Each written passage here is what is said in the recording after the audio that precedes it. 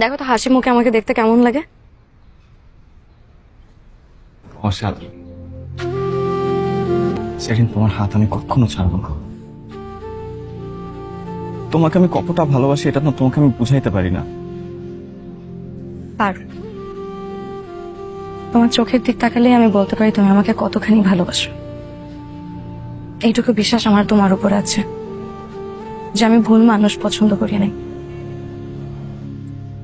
আর তুমি কি বলো তো, শুক্রবারেও ডিউটি করো, চাকরির যে টাকা বেতন পাও, রুম ভাড়া, নিজের খরচ, প্রতি মাসে যে টাকা ইনকাম করো মাকে দেওয়ার পর তো তোমার হাত খালিই থাকে। তুমি যখন চাকরি থেকে ফিরো প্রতিদিন রাস্তা থেকে তোমাকে দেখি ওই একই নীল শার্ট পরা। তোমার কি আর শার্ট নাই? আমার না খুব কষ্ট হয়, আমি তোমাকে একটু সাহায্য করতে পারি না। আমি তোমাকে একটা নীল রঙের শার্ট কিনে দিব, হ্যাঁ এখন না, আমার হাতে যখন টাকা আসবে তখন আমি তোমাকে একটা সুন্দর দেখে শার্ট কিনে দিব। তুমি বলছো না আমার পাওয়া হয়ে গেছে।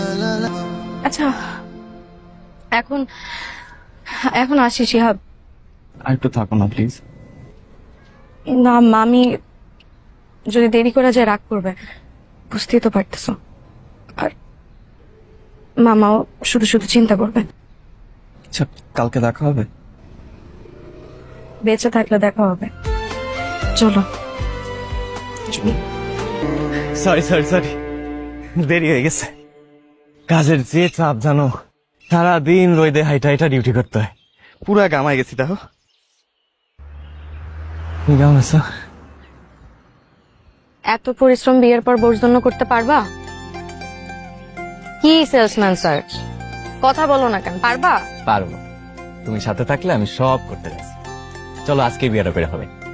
ধুর, পাগল নাকি? ঢং করো না, আমার হাতে এমনি সময় নাই, যাইতে হবে এখন। নাও এটা ধরো। কি এটা? নুডলস তোমার জন্য রান্না করছে, নাও খাও। দাঁড়াও, এই কেকটা তোমার জন্য, আমাদের কোম্পানির প্রোডাক্ট, খুব মজা।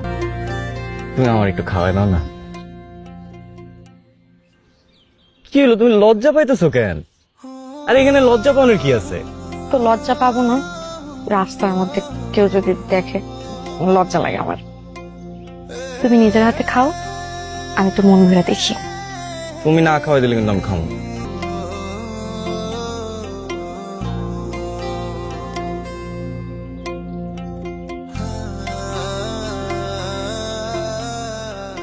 কেমন? তুমি সেই রান্না করো, খুব স্বাদ হয়েছে। সত্যি? সত্যি। নাও এবার পুরো নিজের হাতে খাও। আমি পুরোটাই খাবো, যে খিদা লাগছে। আচ্ছা, বিয়ের পরে তুমি আমার এরকম রান্না করে খাওয়াবো তো?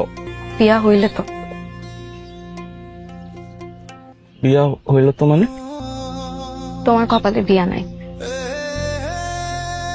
কেন? আরে মজা করতেছি, রাগ করছো?